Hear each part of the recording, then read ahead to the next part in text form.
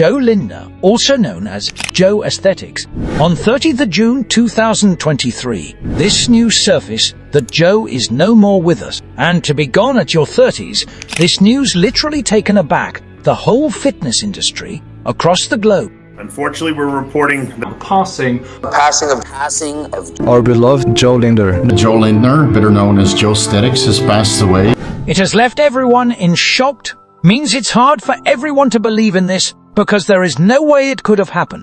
And when you talk about Joe, he was not a common fitness influencer. People used to compare him to Z's. They used to see him from that perspective because he was like a specimen of a man when it comes to aesthetics. You can estimate his great genetics from this. But after the cycle, when he was not using anything, when he used to say, "All my gains have been over," but still, he looks like this. Many people couldn't achieve this physique, even during the cycle. But this guy was born with some fracking great genes. When you talk about the cause of death, there are a number of things that come to the surface. Some people are saying that he died due to an aneurysm, about which we will talk later.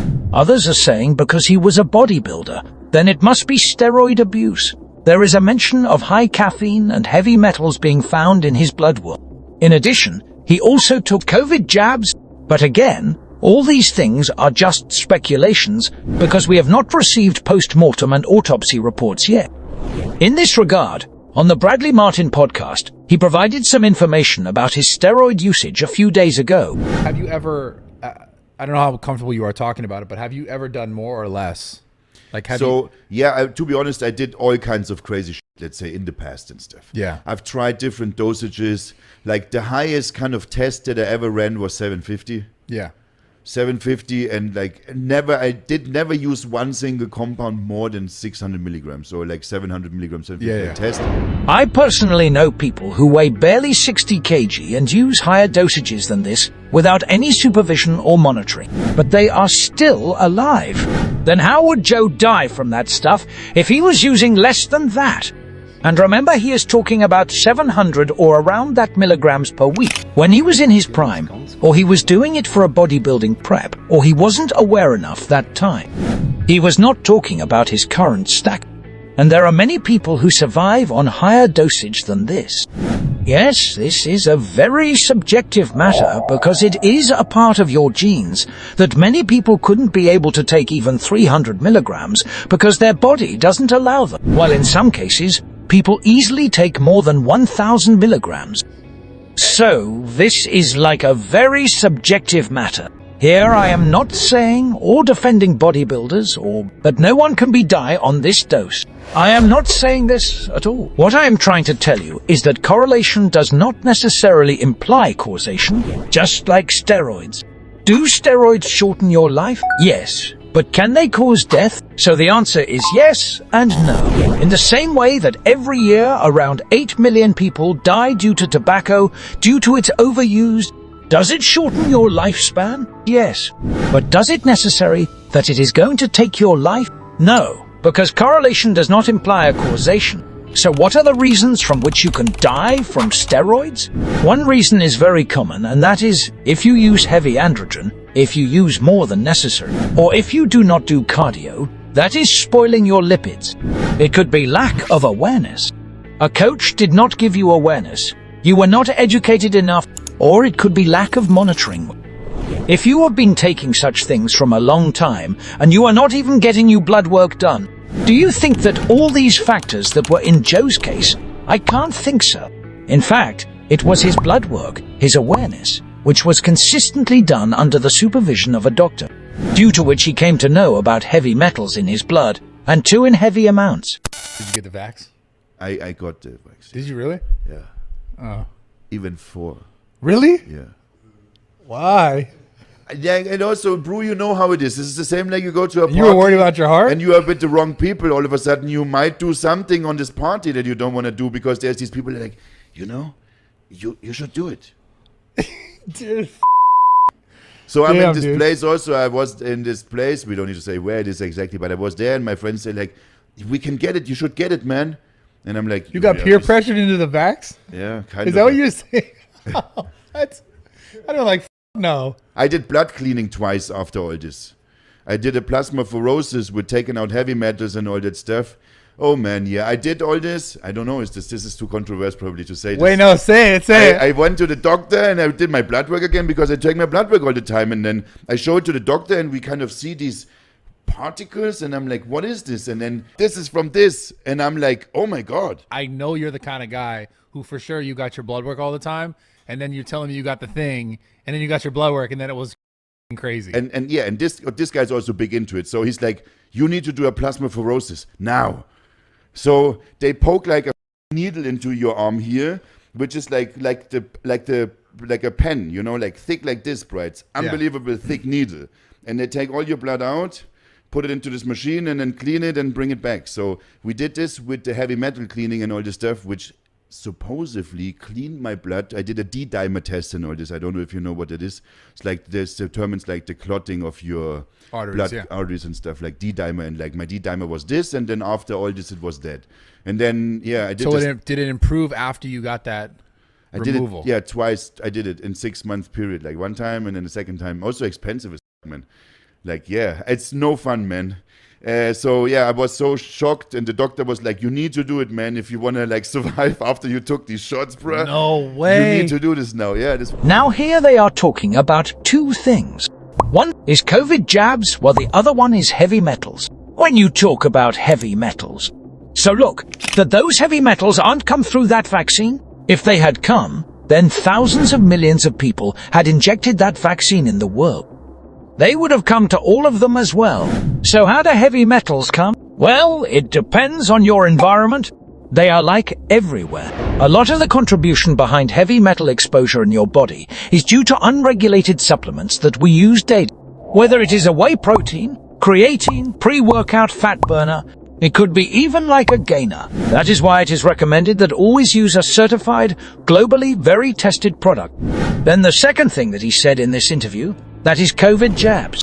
He vaccinated himself 4 times. One thing that we heard in this interview, that he had to face anomalies in his blood work due to these COVID jabs, because of which he had to take help from other procedures to deal with the issues identified by his supervisory doctor, so that he can normalize his blood work and get all the toxins out of his body. You must have heard this many times, that the person was normal. But after a vax, the person died.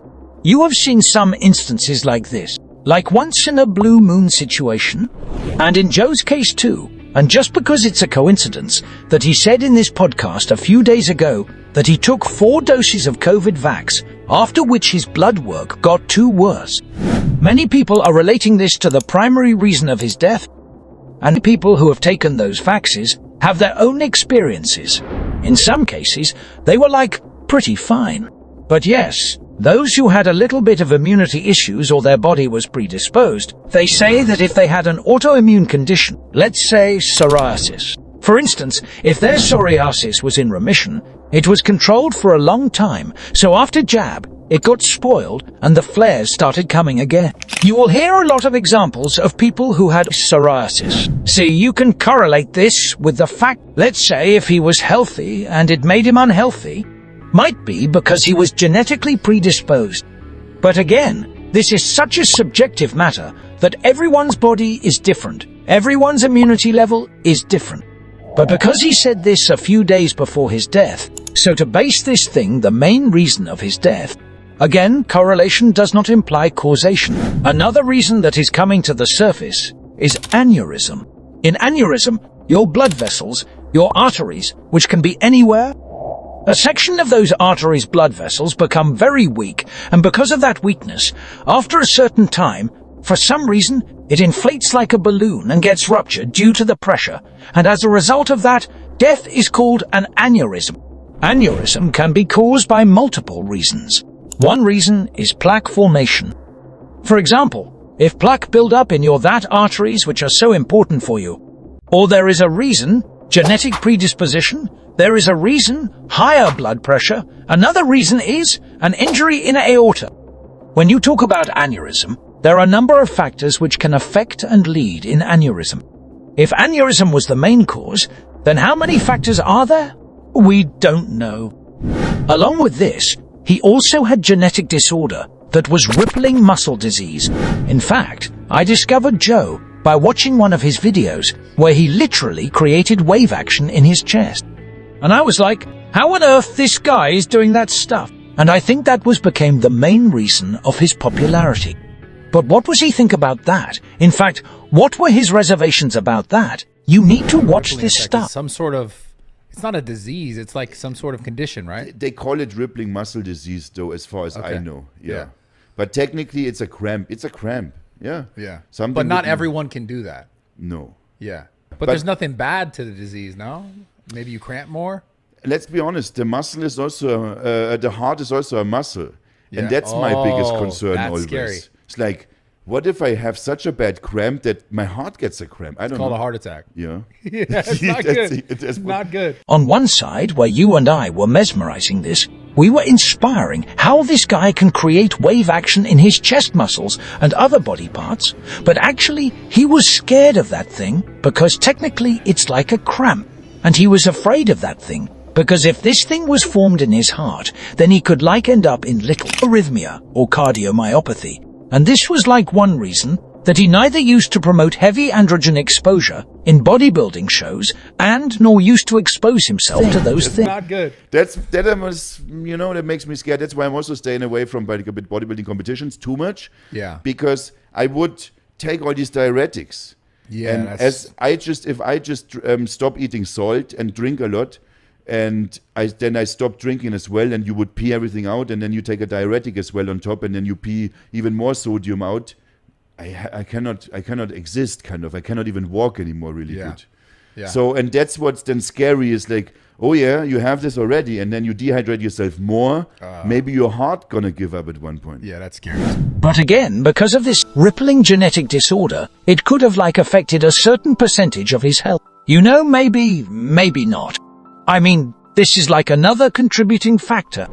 One thing I do know is that Joe Lindner struggled to stay that lean all the time. He was constantly battling hunger and was drinking a ton of coffee.